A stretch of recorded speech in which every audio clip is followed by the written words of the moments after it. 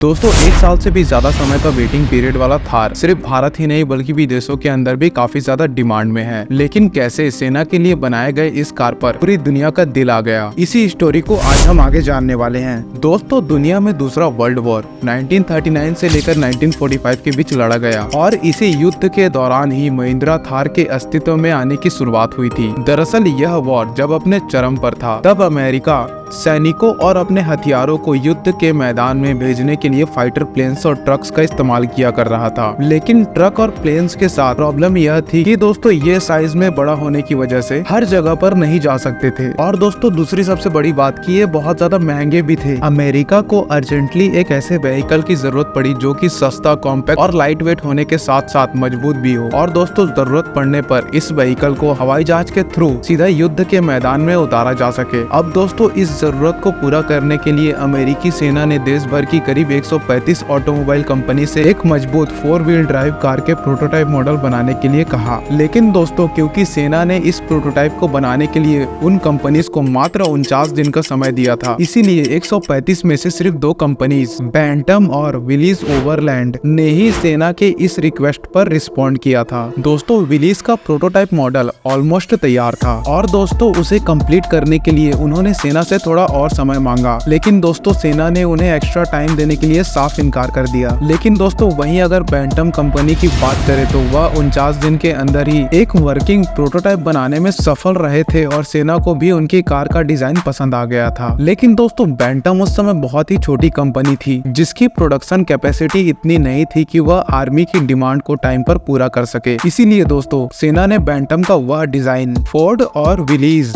इन दोनों कंपनीज को दे दिया गया और उसे कहा गया कि वह इस डिजाइन में अपने हिसाब से बदलाव करके अपने मॉडल को प्रेजेंट करे। इसके बाद इन दोनों कंपनीज ने आर्मी के सामने इस कार के अपने अपने वर्जन्स को पेश किए, जिन्हें बारीकी से परखने के बाद विलीज के वर्जन को इस कार का एक स्टैंडर्ड डिजाइन मान लिया गया। अब क्योंकि दोस्तों इस कार के लिए विलीज का डिजाइन फाइनल हुआ था, ऐसे में दोस्तों इसके सभी लीगल राइट्स भी विलीज कंपनी के नाम किए गए। जहाँ दोस्तों विलीज ने जीप नाम को ट्रेडमार्क कराकर अपने इस कार को विलेज जीप का नाम दे दिया और दोस्तों इसी तरीके से उस फेमस जीप कार की शुरुआत हुई जिसने दोस्तों आगे जाकर पूरी दुनिया में अपना नाम कमाया। दरअसल दोस्तों यह कार किसी भी तरह के उबड़ खाबड़ रास्तों पर चलने में सक्षम थी और दोस्तों यह इतनी मजबूत थी कि छोटे मोटे धमाकों और बंदूक के हमलों को भी आराम से झेल लेती थी और इन्हीं सभी खूबियों के चलते जीप तुरंत ही वर्ल्ड वॉर का एक अहम हिस्सा बन गई। अब दोस्तों आपको जानकर हैरानी होगी कि उस समय वर्ल्ड वॉर 2 के लिए करीब 6 लाख जीप बनाई गई थी। अब जब तक दोस्तों वर्ल्ड वॉर चला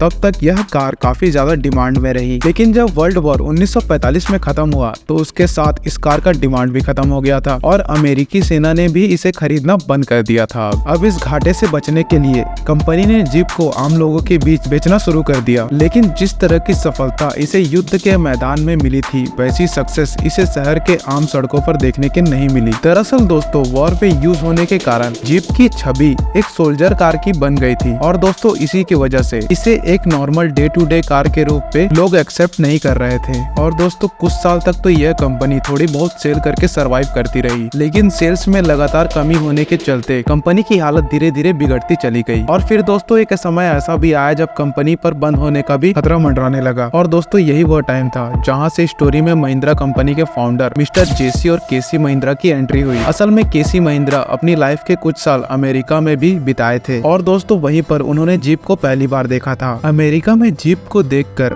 वह इस व्हीकल से इतने ज्यादा इम्प्रेस हुए थे कि उन्होंने उसी समय इस कार को इंडिया लाने का फैसला कर लिया और दोस्तों इसी सपने को पूरा करने के लिए महिंद्रा ब्रदर्स अमेरिका पहुंचे थे, जहां जाकर उन्होंने विलीज कंपनी को अप्रोच किया और कंपनी के साथ जीप का CJ2A मॉडल को इंडिया में इंपोर्ट करने के लिए डील साइन कर ली। और दोस्तों इस तरीके से सन 1949 में महिंद्रा ब्रदर्स जीप को भारत लेकर आ गए। अब दोस्तों वैसे तो जीप एक एवरेज प्राइस वाली कार थी, लेकिन फिर भी इसका प्राइस इतना कम नहीं था कि भारत के आम लोग इसे परचेस कर सके, इसीलिए शुरुआती दिनों में यह इंडियन मार्केट में कुछ खास कमाल नहीं दिखा पाई थी। लेकिन दोस्तों जीप के इंडियन मार्केट में फेल होने पर महिंद्रा ब्रदर्स ने हार नहीं मानी और साल 1960 की शुरुआत में उन्होंने विलीज कंपनी के साथ एक और डील साइन की और दोस्तों जीप के CJ3A मॉडल को इंडिया में मैन्युफैक्चर करने का लाइसेंस प्राप्त कर लिया। अब दोस्तों इंडिया में मैन्युफैक्चरिंग शुरुआत होने से जीप का प्राइस और भी ज्यादा कम हो गया और मैन्युफैक्चरिंग के साथ ही महिंद्रा ने जीप के अंदर कुछ ऐसे बुनियादी बदलाव किए, जैसे कि दोस्तों इसके लेफ्ट हैंड ड्राइव को इंडियन मार्केट के हिसाब से बदलकर राइट हैंड ड्राइव कर दिया गया, क्योंकि दोस्तों इसी की वजह से बहुत से लोग इंडिया में इसे परचेस नहीं कर रहे थे। इसके अलावा जीप जो सिर्फ पेट्रोल इंजन के साथ आती थी, महिंद्रा ने इंडियन मार्केट में इसके डीजल वेरिएंट को भी लॉन्च किया। और दोस्तों इसी तरीके से उन्होंने इस कार में और भी बहुत सारे छोटे मोटे बदलाव किए, जिसका नतीजा यह हुआ दोस्तों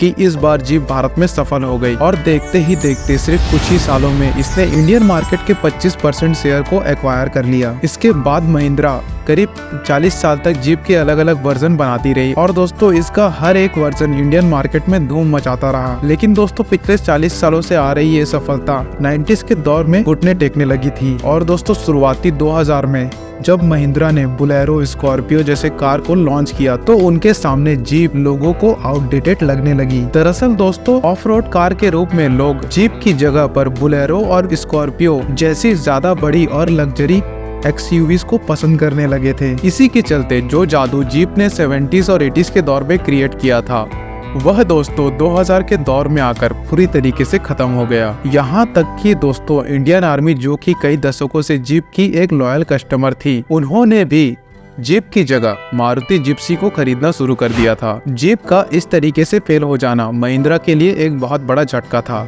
ऐसे में दोस्तों कंपनी को जल्द ही किसी और ऑफ रोड कार की जरूरत थी, जो कि दोस्तों जीप को रिप्लेस कर सके। और इस तरीके से अक्टूबर 2010 में महिंद्रा कंपनी ने थार को लॉन्च किया। और दोस्तों थार ने इंडियन मार्केट में आते ही जीप को हमेशा के लिए रिप्लेस कर दिया। दरअसल महिंद्रा थार, स्कॉर्पियो, मेजर और CJ5 जैसे कार्स के कॉम्बिनेशन से बनी थी, इसीलिए दोस्तों लॉन्च होने के तुरंत बाद इसने सभी का ध्यान अपनी तरफ खींच लिया। हालांकि दोस्तों इसके बावजूद भी इस कार को वैसी सफलता नहीं मिल पाई जैसे कि कंपनी ने उम्मीद की थी। इसी के चलते दोस्तों महिंद्रा ने थार के इस फर्स्ट जनरेशन को 2020 में हमेशा के लिए बंद कर दिया। और फिर दोस्तों इस कार में कई सारे बड़े बदलाव करके अक्टूबर 2020 में इसकी सेकेंड जनरेशन को भी लॉन्च किया। और दोस्तों थार की यह सेकेंड जनरेशन पहले वाले से कहीं ज्यादा अट्रैक्टिव और बहुत पावरफुल थी, इसीलिए इस बार लोगों के बीच थार का जादू चल गया।